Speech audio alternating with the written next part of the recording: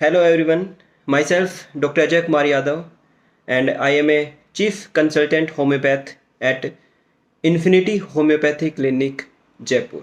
Dear friends, जैसा कि last time मैंने आप लोगों से वादा किया था अपना यूट्यूब चैनल रीलॉन्च करते वक्त कि मैं आने वाले टाइम में आपको मोटिवेशनल स्पीच से रिलेटेड या फिर एजुकेशन से रिलेटेड, कोविड-19 से रिलेटेड या फिर कुछ पॉजिटिव न्यूज़ अपडेट से रिलेटेड वीडियोस हैं वो मैं आप लोगों तक पहुंचाता रहूँगा। मेरी कोशिश रहेगी कि इस पेंडेमिक के दौरान जहाँ पे हमें बहुत सारी नेगेटिव न्यूज़ डेली मिलती हैं, इस नेगेटिविटी के दौरान मैं अगर आपके लिए एक भी पॉजिटिव न्यूज़ आप तक पहुंचा पाया तो शायद मेरे लिए काफ़ी हद तक ये सुकून वाली चीज़ होगी।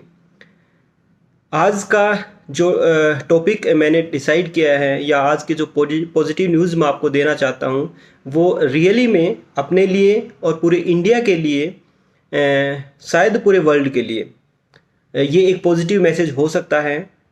पॉजिटिव न्यूज़ ये है कि एक दवा निर्माता कंपनी है रॉस इंडिया और इंडिया में सिप्ला, ये दोनों कंपनियों ने आपसी कंट्रीब्यूशन के थ्रू एक ट्रीटमेंट स्ट्रेटजी या यूँ कह सकते हैं कि ट्रीटमेंट प्रोसीजर है उसको लॉन्च किया है। मंडे को बड़े हॉस्पिटल जितने भी इंडिया में जितने भी बड़े हॉस्पिटल हैं जो डेडिकेटेड कोविड सेंटर के रूप में काम कर रहे हैं उसमें इस प्रोसीजर को यूज़ करना भी चालू कर दिया है। इस ट्रीटमेंट प्रोसीजर का नाम जो रखा गया है वो है एंटीबॉडी ट्रीटमेंट या कॉकटेल एंटीबॉडी ट्रीटमेंट या फिर मोनोक्लोनल एंटीबॉडी ट्रीटमेंट। बेसिकली कुछ टाइम पहले जब लास्ट ईयर जब अमेरिका के पूर्व राष्ट्रपति mister Donald Trump Covid positive हुए थे तो ये ट्रीटमेंट प्रोसीजर है वो सबसे पहले एक्सपेरिमेंटली यूज़ किया गया था उनके ऊपर और बाय लक ये काफ़ी पॉजिटिव रहा था। मींस उनकी स्पीडी रिकवरी हुई थी और स्पीडी रिकवरी इतनी थी कि शायद वो 3 से 4 दिन बाद हॉस्पिटल से डिस्चार्ज हो गए थे और 7 डेज तक वो आते आते लगभग पूरी तरह से कोविड-19 से नेगेटिव हो गए थे। तो उसी टाइम से ये चर्चाएं मार्केट में आ रही हैं कि कब इस ट्रीटमेंट प्रोसीजर है उसको लॉन्च किया जाएगा। तो मंडे को ये प्रोसीजर है वो इंडिया में यूज़ करना है वो चालू कर दिया है।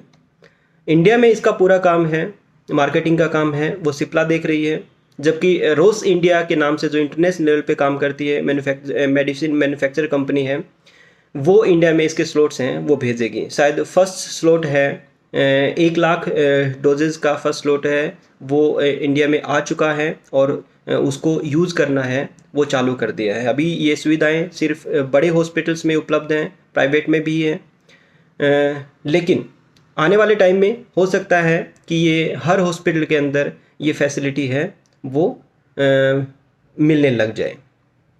मेरा बेसिकली आज का वीडियो बनाने का मोटो ये है कि मैं इस ट्रीटमेंट स्ट्रेटजी या ट्रीटमेंट प्लान है इसके बारे में आपको थोड़ा सा अवेयर कर दूं कि एग्जैक्टली ये एंटीबॉडी कॉकटेल ट्रीटमेंट प्लान है वो होता क्या है, कौन सी ड्रग्स हैं उसमें यूज़ की जाती हैं, कौन से हॉस्पिटल में फ़िलहाल ये अवेलेबल हैं, कौन इस ट्रीटमेंट प्लान को ले सकता है, क्या इसकी कॉस्टिंग रहेगी, क्या इसके बेनिफिट्स रहेंगे और क्या इसके साइड इफ़ेक्ट्स हैं वो हो सकते हैं और इसका फ़ायदा क्या होगा। जो कोविड-19 पेंडेमिक है इसमें हमारे लिए बेसिक पॉजिटिव क्या रहेगा ये बेसिकली हमारे लिए देखने वाली चीज़ है।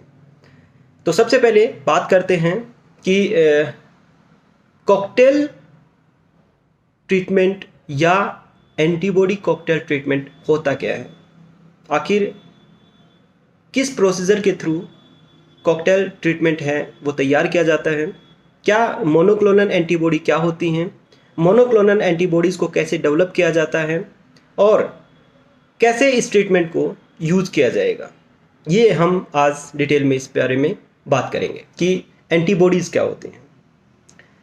देखिए, पिछले कुछ दिनों से जब से कोविड आया है उससे पहले से तो बहुत कम लोग इम्यूनिटी और एंटीबॉडीज़ और एंटीजन के बारे में जानते होंगे। जो प्रोफेशनल लोग थे शायद वही इम्यूनिटी की बात किया करते थे, एंटीबॉडीज़ की बात किया करते थे, लेकिन आज हर ज़ुबान पे इम्यूनिटी है वो एक तरह से छाई हुई है। लगभग हम समझ रहे हैं कि एंटीबॉडीज़ क्या होती है और क्या इसकी इम्पोर्टेंस है हमारी डेली लाइफ में। तो इम्यूनिटी तो हम समझ पा रहे हैं, लेकिन एग्जैक्टली एंटीबॉडीज़ क्या होती हैं? जब कोई भी वायरस, कोई भी बैक्टीरिया, या यूँ कह सकते हैं कि कोई भी माइक्रो ऑर्गेनिज्म जो सूक्ष्म जीवाणु होते हैं, जिसमें बैक्टीरिया, वायरसेस हैं, फंगस हैं, इनको काउंट किया जाता है, जो कि बेसिकली प्रोटीन सब्सटेंसेज होते हैं, ये प्रोटीन नेचर के होते हैं। तो ये माइक्रो ऑर्गेनिज्म जब हमारी बॉडी में एंट्री करते हैं, एक फॉरेन पार्टिकल की तरह एंट्री करते हैं, तो हमारी बॉडी इनको फॉरेन पार्टिकल समझते हुए और इनके अगेंस्ट में कुछ डिफेंस मैकेनिज्म है उसको एक्टिवेट करती है। और ये जो डिफेंस मैकेनिज्म होती है हमारी बॉडी की, उसी मैकेनिज्म को हम इम्यूनिटी बोलते हैं। और जो रेस्पॉन्स डेवलप होता है, जो डिफेंस मैकेनिज्म डेवलप होती हैं, उसको बेसिकली बोला जाता है इम्यून रेस्पॉन्स। अब ये जो इम्यून रेस्पॉन्स होता है वो भी प्रोटीन नेचर का होता है। जो सेल्स आती हैं, अब इसको कंडक्ट कौन करता है? बहुत सारी हमारी बॉडी के अंदर सेल्स होती हैं, उनके थ्रू होता है। कुछ एंटीबॉडीज़ होती हैं, उनके थ्रू होता है। इसमें हमारी जो शुरुआत में सबसे पहले जो आती हैं हमारी सेल्स आती हैं, जो डिफेंसिव सेल्स होती हैं वो आती हैं, जिसमें हमारी न्यूट्रोफिल्स हैं, लिम्फोसाइट्स हैं, जिसमें बी लिम्फोसाइट्स हैं, टी लिम्फोसाइट्स हैं, मैक्रोफेजेस हैं। वो बेसिकली शुरुआत में आती हैं और उसके बाद धीरे धीरे वो बैक्टीरिया से लड़ाई करती हैं और हमारी बॉडी से बैक्टीरिया को बचाती हैं, डिफेंस का काम करती हैं बेसिकली। तो इसमें एंटीबॉडीज़ क्या होती हैं? जो हमारी एंटीबॉडीज़ होती हैं ये इनको दूसरी टर्म में इम्यूनोग्लोबुलिन भी बोला जाता है। और ये जो इम्यूनोग्लोबुलिन्स होती हैं ये 5 टाइप्स की होती है हमारी बॉडी में। IgG, IgA, IgM, IgD और IgE। इनका अलग अलग टाइप के इन्फेक्शन में अलग अलग रोल होता है। इसको हम डिटेल में बात नहीं करेंगे। हमें सिर्फ पता होना चाहिए कि एंटीबॉडीज़ हमारी डिफेंसिव सेल्स होती हैं, डिफेंसिव प्रोटीन सेल्स होती हैं, जो कि एंटीजन से या यूँ कह सकते हैं कि बैक्टीरिया या वायरस से हमें बचाती हैं, हमारी बॉडी को डिफेंस करती हैं। इनका काम होता है कि जो एंटीजन बाहर से आ रहा है, कि वायरस के रूप में आए चाहे बैक्टीरिया के रूप में आए, तो उसके जो एपिटोप्स होते हैं, एपिटोप बेसिकली उसके जो स्पाइक प्रोटीन्स होते हैं उनको बेसिकली एपिटोप बोला जाता है। तो ये क्या करती हैं, एंटीबॉडीज़ क्या करती हैं कि वो जो एपिटोप्स होते हैं उनके साथ बाइंड हो जाती हैं और बाइंड होके उनको डीन्यूट्रलाइज कर देती हैं। ठीक है, यहीं से उनका रोल होता है कि ये न्यूट्रलाइज करने के बाद फिर क्या होता है कि ये जो एंटीजन एंटीबॉडी बॉन्ड जो बनता है, इस एंटीजन एंटीबॉडीज़ को डिफरेंट टाइप की सेल्स होती हैं, हमारी फेगोसाइटिक सेल्स होती हैं, वो इनको फेगोसाइट्स हैं वो कर लेती हैं और इस प्रोसीजर के थ्रू हम इन्फेक्शन से बाहर आते हैं, मीन्स वायरस को मारा जाता है हमारी बॉडी में। तो एंटीबॉडीज़ क्या करती हैं कि सिर्फ बॉन्ड बनाने का काम करती हैं, एंटीजन एंटीबॉडी कॉम्प्लेक्स बनाने का काम करती हैं।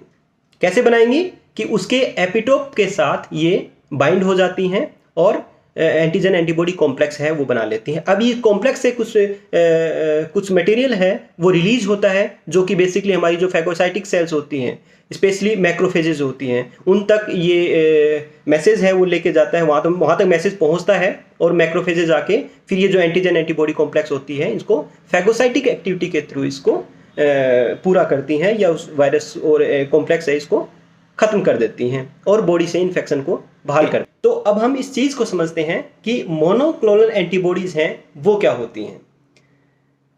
देखिए, ये जो क्लोनल एंटीबॉडीज़ होती हैं जिनके हम क्लोन्स को डेवलप करते हैं, ये बेसिकली मोनोक्लोनल होती हैं और पॉलीक्लोनल एंटीबॉडीज़ होती हैं। 2 टाइप की होती हैं।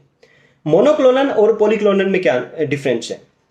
तो सिंगल डिफरेंट है कि ये जब एंटीजन किसी भी एंटीजन के एपिटोप्स के साथ जुड़ती हैं तो इसकी क्वालिटीज़ होती हैं कि कौन सी एंटीबॉडीज़ हैं किसके एपिटोप्स के साथ जुड़ेगी, ये इसकी स्पेसिफिक नेचर होता है। इसको हम स्पेसिफिसिटी बोलते हैं। ये एक इसका यूँ कह सकते हैं कि इसका कैरेक्टरिस्टिक फीचर होता है कि एक टाइप के एंटीबॉडीज़ है वो स्पेसिफिक टाइप के एपिटोप्स के साथ जाके है वही जुड़ती है। तो जो एंटीबॉडी बेसिकली अगर एक ही टाइप के एपिटोप्स के साथ जाके जुड़ती हैं, उस टाइप की जो एंटीबॉडीज़ होती हैं उनको हम मोनोक्लोनल एंटीबॉडीज़ बोलते हैं।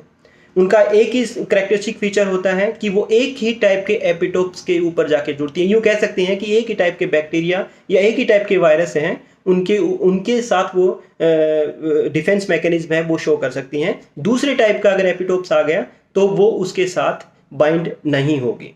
ये इसकी क्वालिटी होती है, इसलिए इसको मोनोक्लोनल एंटीबॉडीज बोला जाता है। मोनोक्लोनल का मतलब, मोनो मीन्स सिंगल, मीन्स वो सिंगल टाइप के एपिटोप्स के साथ ही बाइंड होने की कैपेसिटी है वो उसके अंदर होती है। जबकि दूसरे टाइप की होती है उसको बोलते हैं polyclonal antibodies. Means poly means multiple, ज़्यादा, तो वो एक से ज़्यादा एपिटोप्स के साथ बाइंड होने की कैपेसिटी है वो रखती है। वो 3 एपिटोप्स के साथ, 3 टाइप के एपिटोप्स के साथ जुड़ सकती है, 5 टाइप के एपिटोप्स के हैं उसके साथ जुड़ सकती है। तो वो डिफरेंट क्वालिटी के बैक्टीरिया, वायरसेस या माइक्रो ऑर्गेनिज्म के साथ बाइंड होने की कैपेबिलिटी है वो रखती है। मीन्स उसको बाउंड कर सकती है, उसको डीन्यूट्रलाइज है वो कर सकती है।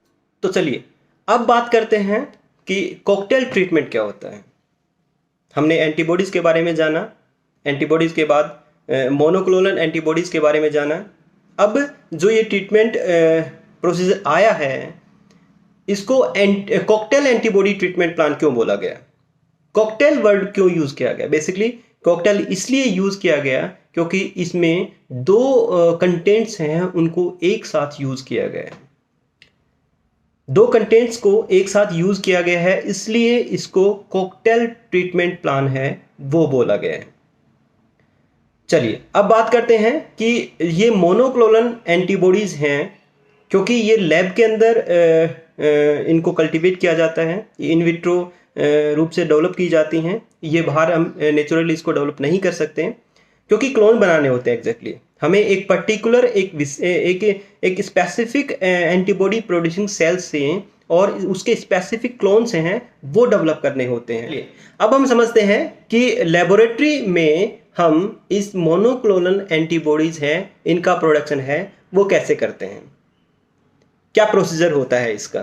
तो बेसिकली क्या होता है कि जो भी डिजायर्ड एंटीजन है, डिजायर्ड एंटीजन का मतलब है कि जिस बैक्टीरिया, जिस वायरस और जिस फंगस या किसी भी एंटीजन के लिए जिसके लिए हमें एंटीबॉडीज़ हैं वो बनानी है, मोनोक्लोनल एंटीबॉडीज़ बनानी है, उस एंटीजन को हम लेबोरेटरी एक्सपेरिमेंट जो एनिमल्स होते हैं, स्पेशली माउस होते हैं, उनके अंदर हम उसको इंजेक्ट करवाते हैं। और इसके इंजेक्ट कराने के बाद क्या होता है कि जो रैट का इम्यून सिस्टम है वो एक्टिवेट हो जाता है और इम्यून सिस्टम के एक्टिवेट होने की वजह से उसमें एंटीबॉडीज प्रोडक्शन है वो चालू हो जाता है।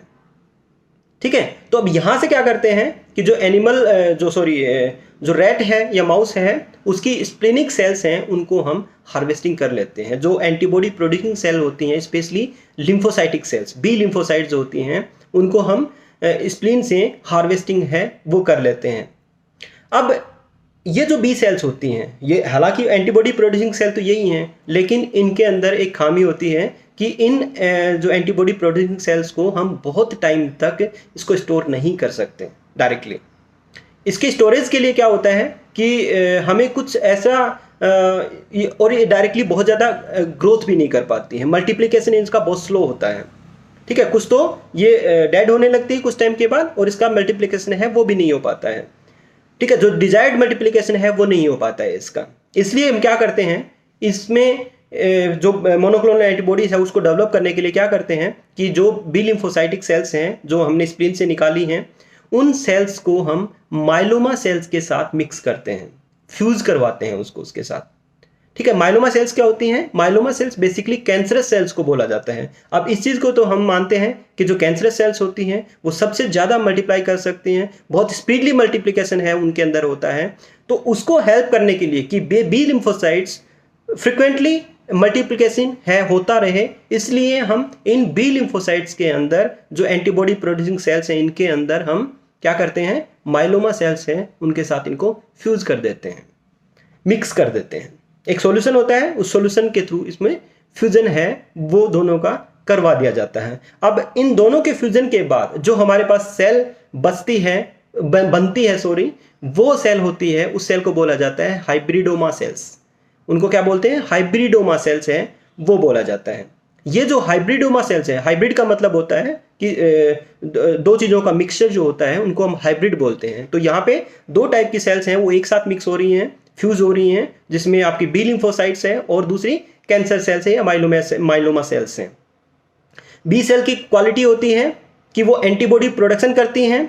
माइलोमा सेल्स की क्वालिटी होती है कि उनका मल्टीप्लिकेशन है, रेप्लिकेशन है, वो बहुत जल्दी जल्दी होता है। इसलिए जो हाइब्रिडोमा सेल्स हैं उनके अंदर, दोनों के अंदर एक मिक्स क्वालिटी हो जाती है, वो ये कि ये एंटीबॉडी प्रोड्यूसिंग सेल्स भी होती हैं, प्लस ये सेल्स हैं वो फ्रिक्वेंटली मल्टीप्लाई भी कर सकती हैं। इसलिए ये सेल्स हैं वो बहुत ज़्यादा इंपॉर्टेंट होती हैं मोनोक्लोनल एंटीबॉडीज़ के प्रोडक्शन के लिए। अब ये जो हाइब्रिडोमा सेल्स होती हैं, इन हाइब्रिडोमा सेल्स को हम अलग करने के बाद क्या करते हैं, अलग कर लिया इसको, और अलग करने के बाद भी जो स्पेसिफिक जो हाइब्रिडोमा सेल्स होती हैं, जिनका नेचर होता है कि जो अच्छे से अच्छे क्लोन का डेवलपमेंट कर सकें, अच्छे से अच्छे एंटीबॉडीज़ को बना सकें, तो उसमें से भी जो अच्छी क्वालिटी वाली जो हाइब्रिडोमा सेल्स हैं उनको अलग कर लेते हैं उनको, और अलग करने के बाद क्या करते हैं कि उनको एक स्पेशल मीडियम में कल्टीवेट है वो करवाते हैं। इस मीडियम को बोला जाता है hate medium, HAT medium, hate medium. इस हेट मीडियम के अंदर 3 सॉल्यूशन बेसिकली होते हैं, हाइपोजेंथिन, एमाइनो प्रोटीन और थाइमिडीन। ये 3 जो स्पेशल सॉल्यूशन होते हैं जिनके अंदर हम इनके जो स्पेशल जो हाइब्रिडोमा सेल्स हैं उनका कल्टीवेशन है वो करवाते हैं, उनका मल्टीप्लिकेशन है वो यहाँ पे कराते हैं, उसके क्लोन्स हैं वो मल्टीपल क्लोन्स हैं वो वहाँ पे हम डेवलप करवाते हैं। देखिए इनकी खासियत है कि हेट मीडियम के अंदर सिर्फ और सिर्फ जो हाइब्रिडोमा सेल्स हैं वो ही ग्रो कर पाती हैं। अगर सिंगल बी लिम्फोसाइट को भी हमने वहाँ पे छोड़ दिया तो उनका भी वो भी एंटीबॉडी प्रोडक्शन है वो नहीं करवा पाएंगी, और अगर सिंगल माइलोमा सेल्स को भी हम हेट मीडियम में अगर छोड़ देते हैं तो वो भी मल्टीप्लाई है वो नहीं करवा पाती हैं। लेकिन जब दोनों का फ्यूजन होता है हाइब्रिडोमा सेल्स जब दोनों का फ्यूजन होता है माइलोमा सेल्स का और बी लिम्फोसाइट्स का, तो ये दोनों मिलके जब हाइब्रिडोमा सेल्स बनती हैं तो ये सिर्फ हाइब्रिडोमा सेल्स ही हेट मीडियम के अंदर है वो सर्वाइव कर पाती है, काम कर पाती है, क्लोन का है वो डेवलपमेंट यहाँ पे होता है। तो ये था कि किस प्रोसीजर के थ्रू हम लेबोरेटरी के अंदर मोनोक्लोनल एंटीबॉडीज़ है उनको हम डेवलप करते हैं। अब बात करते हैं कि मोनोक्लोनल एंटीबॉडीज़ को डेवलप करने के बाद हम इसको यूज़ कैसे करेंगे। तो यूज़ करने के लिए कल ही ट्रीटमेंट प्लान है वो लॉन्च हुआ है, तो उसके बारे में बात करते हैं कि एग्जैक्टली उसके अंदर क्या है। तो जो पैकेट लॉन्च किए हैं इसके अंदर जो 2 टाइप के एंटीबॉडीज़ हैं उनको यूज़ किया गया है। एक है कैसिरिविमैब, दूसरी है इमेडिविमैब। ये 2 टाइप के जो एंटीबॉडीज़ हैं उनका कॉकटेल बना के एक पैकेट के अंदर इनको दिया गया है। बेसिकली एक पैकेट के अंदर 2 डोज हैं वो दे सकते हैं पेशेंट को, 2 पेशेंट बेनिफिट कर सकते हैं एक पैक के अंदर, और इस पूरे पैकेट की कीमत है लगभग 1.25 लाख के ऊपर है। लेकिन एक पेशेंट या एक डोज की जो कीमत वो पेशेंट के ऊपर आ सकती है वो अप्रोक्सीमेट ये मान के चलिए कि आप 60,000 रुपीज़ हैं वो आपके खर्च हो सकते हैं एक डोज के ऊपर। बेसिकली एक डोज सफिशिएंट है पेशेंट के लिए। ये जो डोज है इस डोज को हम इंट्रावेनसली भी दे सकते हैं और सबकुटेनियसली भी हम दे सकते हैं। अब आगे बात करते हैं कि किसको बेनिफिट मिलेगा इससे। तो बेसिकली कंपनी ये दावा करती है कि इस ट्रीटमेंट प्रोसीजर से हॉस्पिटलाइजेशन है वो 70% तक कम हो सकता है, और डेथ रेट जो सीवियर पेशेंट हैं उनके अंदर डेथ रेट की पॉसिबिलिटीज़ है वो 80% तक रिड्यूस हो सकती है। जो पेशेंट जो हॉस्पिटलाइजेशन से हम इसको ट्रीटमेंट को यूज़ करने के बाद हम हॉस्पिटलाइजेशन से बच सकते हैं, और अगर हम हॉस्पिटलाइज हो जाते हैं तो डेथ की पॉसिबिलिटीज़ से हम बच सकते हैं। इसलिए ये ट्रीटमेंट प्लान है वो काफ़ी संभावनाएं लेके, होप लेके आया है मार्केट में कि अगर ऐसा होता है कि 70% तक हॉस्पिटलाइजेशन कम हो रहा हो और 80% तक डेथ रिड्यूसिबिलिटी है वो हो रही हो, तो इससे ज़्यादा बेहतर होप है वो मेरे हिसाब से कोई भी नहीं हो सकती फ़िलहाल। अब बात आती है हम किसको दे सकते हैं ये डोज। तो जो डिसाइडेड जो एज ग्रुप है वो है अबव 12 ईयर से ऊपर है वो आपकी एज होनी चाहिए। मिनिमम रिक्वायरमेंट है कि आपका वेट है वो एटलीस्ट 40 kg होना चाहिए। 40 kg से नीचे के और 12 ईयर से नीचे के जो एज ग्रुप के लोग हैं उनको इसके अंदर ट्रीटमेंट के लिए अलाउ नहीं किया गया फ़िलहाल। लेकिन जो लोग 12 ईयर क्रॉस कर चुके हैं और जिनका वेट है वो 40 kg से ज़्यादा है, उनको ये प्रोसीजर है वो यूज़ करने के लिए वो यूज़ कर सकते हैं इसको। बेसिकली ये देखा गया है कि माइल्ड टू मॉडरेट केसेस में भी ये हॉस्पिटलाइजेशन से बचा सकती है, सीवियर केसेस तक जाने में भी बचा सकती है। और जो हाई रिस्क वाले केसेस हैं जिसमें आप ओबेसिटी हो सकती है, हाइपरटेंशन हो सकती है, डायबिटीज़ हो सकती है, जो भी हाई रिस्क पेशेंट हैं उनको स्पेशली यूज़ के लिए बोला गया है। इसको स्टोर करने के लिए बेसिकली रिक्वायरमेंट होती हैं वो टेम्परेचर 2 to 8 डिग्री सेल्सियस से नीचे जो टेम्परेचर है वो ज़रूरी होता है। अगर एक बार जैसे 2 डोज हैं एक पैकेट के अंदर, तो एक डोज को यूज़ करने के बाद उसको विदिन 24 आवर्स हम उसको यूज़ कर सकते हैं।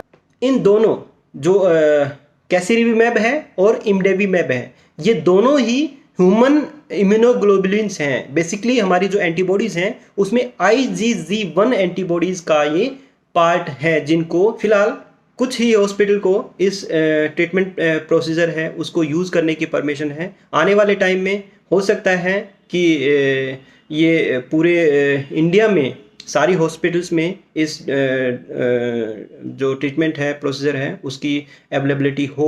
बेसिकली फ़िलहाल शायद 1 लाख के स्लॉट्स है, 1 लाख का स्लॉट्स है वो इंडिया में आ चुका है, जिससे 2 लाख के आसपास पेशेंट हैं वो बेनिफिटेड किए जा सकते हैं। उम्मीद है कि आने वाले टाइम में जल्दी ही ये हर हॉस्पिटल में अवेलेबल होगी और ज़्यादा से ज़्यादा बेनिफिट है वो हमें देखने को मिलेगा। तो उम्मीद होप यही की जा सकती है कि एक अच्छा प्रोसीजर और कामयाब प्रोसीजर हो, ताकि आने वाले टाइम में हम इस कोविड-19 महामारी से छुटकारा है वो पूरी तरह पा सकें। तब तक के लिए सब लोग आप अपना ध्यान रखिएगा, बहुत ज़्यादा ख्याल रखिएगा और जो कोविड प्रोटोकॉल्स हैं उनको हमेशा काम में लेते रहिएगा, जिसमें हैंड वॉशिंग है, हैंड सैनिटाइजेशन है, मास्किंग है और सोशल डिस्टेंसिंग है। इन चीज़ों को हमेशा फॉलो करते रहिएगा, स्वस्थ रहिएगा और सेहतमंद रहिएगा। Thank you very much.